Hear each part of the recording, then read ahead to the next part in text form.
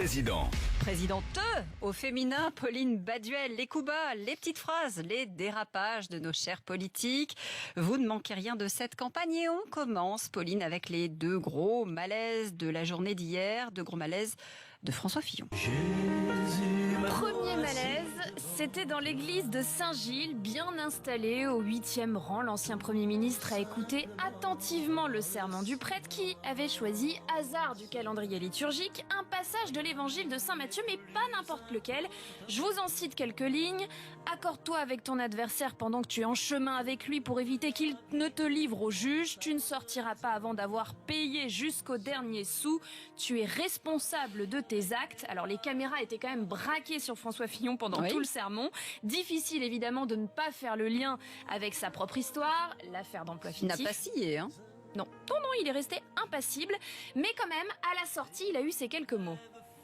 Je parle de ma vie. Voilà, c'est la mienne, ma vie. Je suis comme je suis.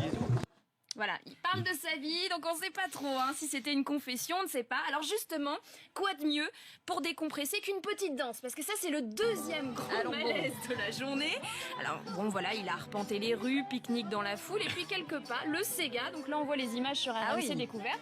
Alors c'est une danse assez chaude, c'est du collet serré quand même. Il a la chemise qui mouille. Il n'est pas très collet serré d'ailleurs. Non, il n'est pas très à l'aise, d'où le petit malaise. Mais il a chaud, on le constate. Alors certains diront... C'est pas donné à tout le monde de savoir danser le Sega. Bah non, c'est une danse particulière. Alors certains diront que il a dansé sur le fil, on ne sait pas trop. En tout cas, il s'est lâché.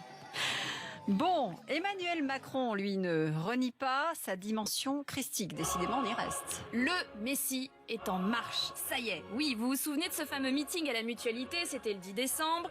Emmanuel Macron, presque en transe, les bras en croix, il hurlait dans le micro. Ce que je veux, c'est que vous, partout, vous alliez le faire gagner, parce que c'est notre projet. Vive la République, vive la France.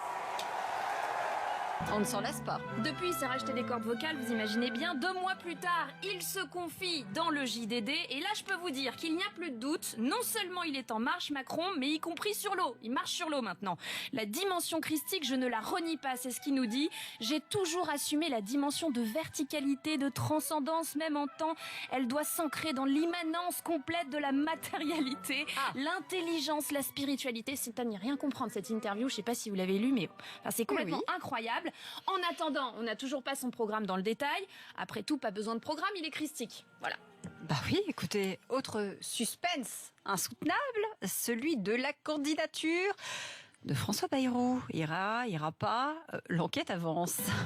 Oui, on suit ça de près quand même sur RMC, donc je me suis permis la petite musique de Derrick.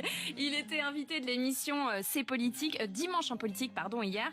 Et devinez quoi? Eh bien, le président du Modem s'est dit peut-être qu'il était mûr. Voilà ce qu'il s'est dit. Je n'ai jamais été, en effet, aussi mûr pour cette élection. Jamais. J'ai vécu les élections précédentes, certaines très juvéniles, d'autres très enthousiastes. Mais en effet, j'ai, avec le temps, acquis de l'expérience. Bon, attention quand même, parce que parfois, quand le fruit est trop mûr, il tombe de l'arbre. Ça fait mal, la chute, c'est pas bon.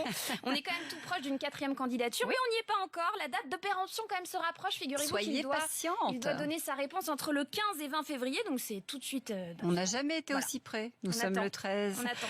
Pauline Baduel, Magnien, présidente. Et puis, vous le savez, RMC, c'est la radio de la présidentielle. Eh bien, c'est Yannick Jadot qui sera l'invité d'ici quelques minutes sur RMC et sur BFM TV, 8h28. Et juste après, à 9h, on se retrouve.